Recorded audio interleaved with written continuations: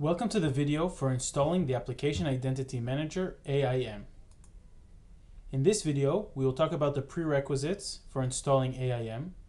We will see how to install AIM on Windows as well as Unix and Linux. We will see how to verify the successful installation of the AIM, and we will take a look at the AIM environment on the server as well as in the vault. The first thing that we will need for the installation process is a user. During the installation, a vault user creates the environment for the AIM provider inside the vault. We can either use the predefined administrator or a different user that has the following permissions of add safes, add update users, and audit users. The installation user must also be an owner of the PVWA config safe with the following permissions: list file, retrieve files, view owners, and manage safe owners. If we are installing multiple AIM providers with the same configuration safe, for the second and subsequent installations, the user installing the provider requires the following authorizations on the existing provider configuration safe, which by default is called app provider conf.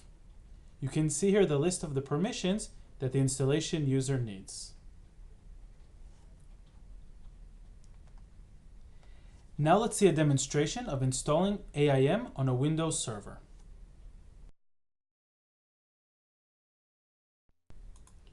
We will first begin by logging on to the Windows server using the local administrator user.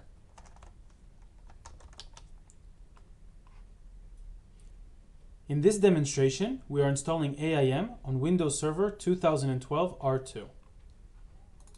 First thing we're going to do is check the version of AIM that we're installing in order to make sure that it is compatible with the digital vault that we have.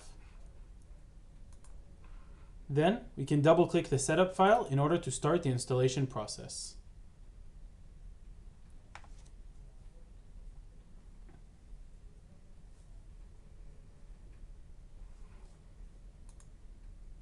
After we review the software license agreement and accept, we can click yes in order to proceed.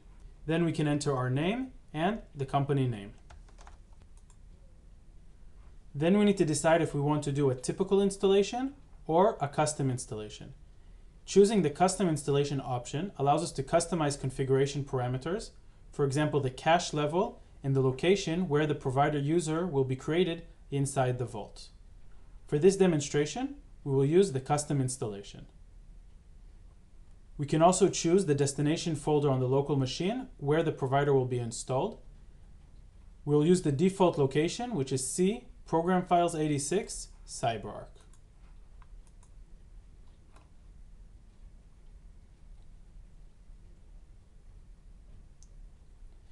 Because we chose the custom installation option, we are now presented with the option to select a few of the configurations during the installation process.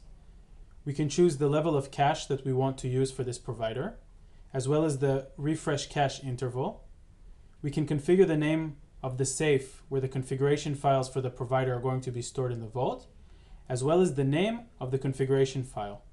This is very important if you're installing multiple providers in the network that need to access the same configuration file. Then we can configure the name of the provider user that will be created in the vault, as well as the location in the vault where this user will be created. Now we are prompted to enter the IP address and port of the vault that we are working with.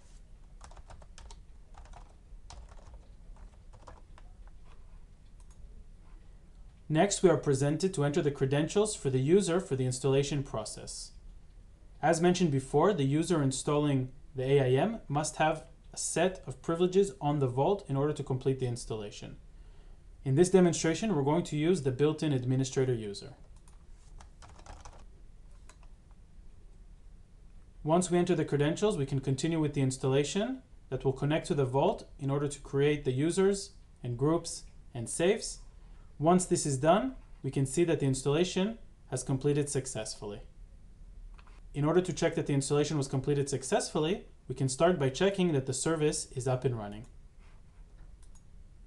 We can see here that the service CyberArk Application Password Provider is up and running.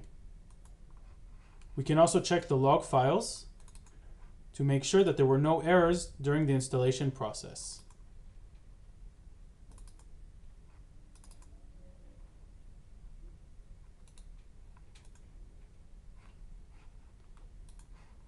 Here we can see that the log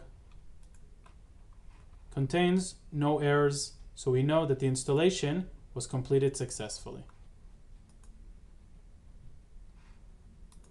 We can also see the AIM environment, which includes the application provider, as well as the provider manager.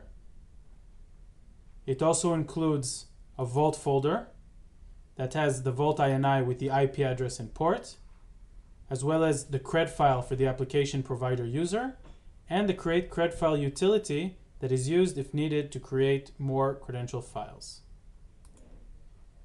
We have the secure cache files, which are encrypted, as we can see here. And we have the log location folder that stores all the log files for the provider.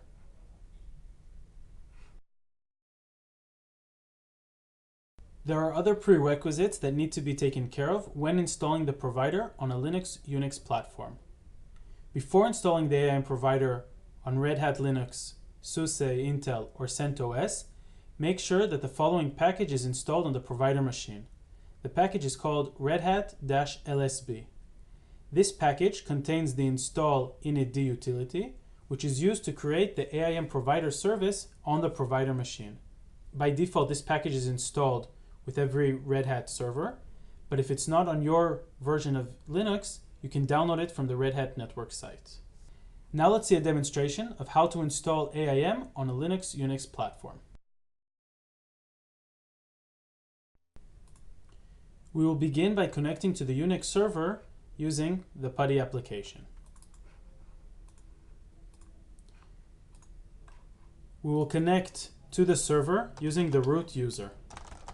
The Application Identity Manager product has already been copied to the var directory of the Unix machine.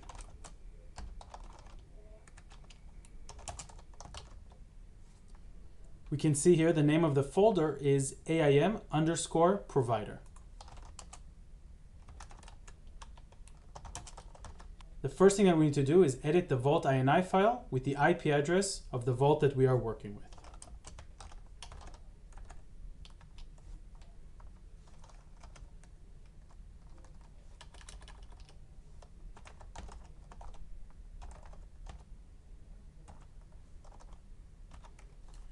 Then we can make sure that the port is the correct port number and exit the file while saving changes.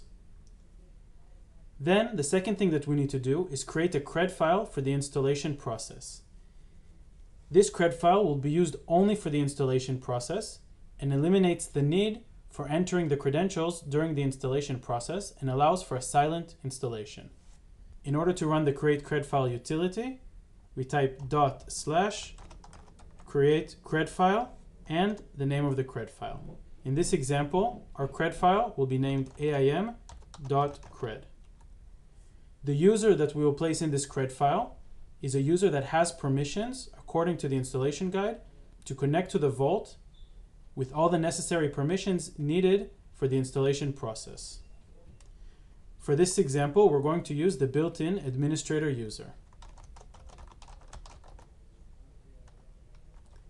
Then we need to enter the password for this user. We can then accept all the default options for creating the CRED file. We can accept these options by clicking Enter.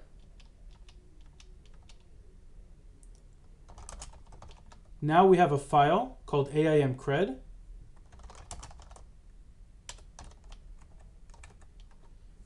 that is for the user administrator with an encrypted password. Once we've updated the Vault INI file and created the CRED file, we now need to copy the aim_parms.sample file to the var temp directory.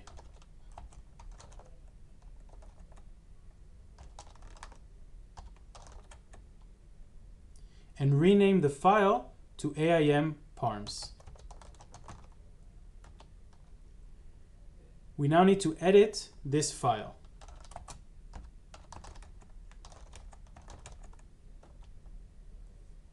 There are several configurations that must be changed in this file, and several that we can use the default configuration. The first thing that we must change is which product do we want to install. The provider that we are installing can be used both for AIM and OPM, depending on the license of the customer and what needs to be installed.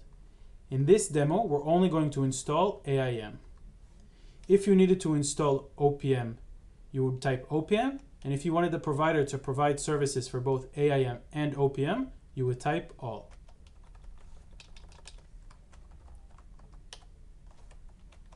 Then we need to enter the location of the CRED file that we created in the previous step.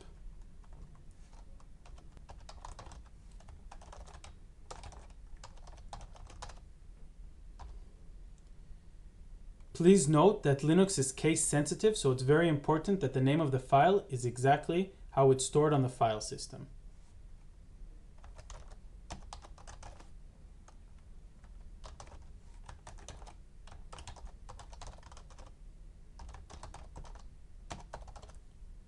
Once we've updated the CRED file in the Vault file, we can now decide if we want to update the default parameters as well. All the parameters that are marked with a hash are optional parameters. These include the name of the safe where the configuration file is stored, the name of the configuration file in the safe, the name of the provider user that will be created in the Vault. By default, this is prov underscore and the host name of the machine, as well as the PVWA configuration safe, the folder of the PVWA configurations, the name of the file, and the name of the XML files for policies. By default, we're just going to use the standard default configurations. Here, we can also configure the cache level during the installation process. Once we're done editing this file, we can quit and save. Once we've updated the Vault INI file, created the CRED file, and edited the AIM parms file in the var temp directory, we are now ready to install AIM on Unix and Linux. To install, we use the RPM command with the IVH options.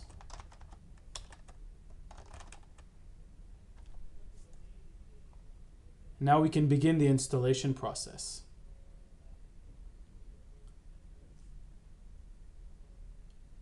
Once the installation is completed, we will get a message saying that the provider was successfully installed and also that the service was successfully started. In order to double check that the service has been started, we can use the command as follows: service AIM PRV status. And now we can see that the CyberArk application password provider is running.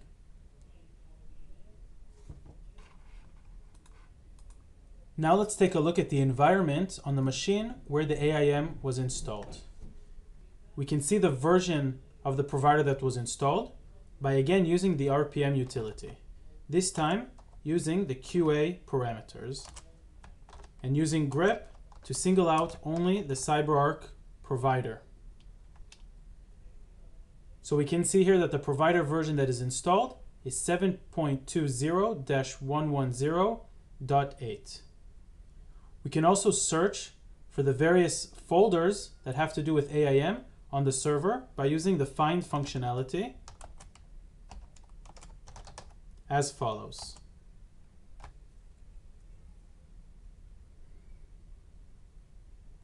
There are three main folders that contain configuration files and log files for the AIM process.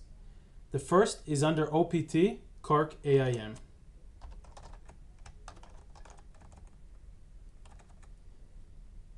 OPT Kark AIM contains the binary files for the provider, as well as the libraries and the SDK that can be used by the provider. In the var OPT Kark AIM directory, we have the secured local cache, as well as a copy of the main provider configuration file. We have the logs folder, the temporary recording folder, and a version info file. In the final location of etc OPT Kark AIM, we have the local configuration file, which is configured for the name of the safe that the provider is using, as well as the location of the credential file. And we have the Vault folder, which contains the provider credential file and the Vault INI file. Now let's take a look at the environment on the Vault. We will connect to the Vault using the Privatar client and the built-in administrator user. We can see the app provider conf safe, which was added as part of the installation. And we can see two configuration files, one for the Linux provider and one for the Windows provider. We can also see that two new users were added, provider localhost.localdomain, which is the provider from our Unix machine, and provider Windows Server, which is the provider from our Windows server.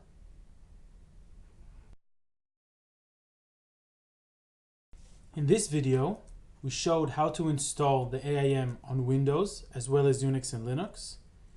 We saw how to verify the successful installation of the AIM.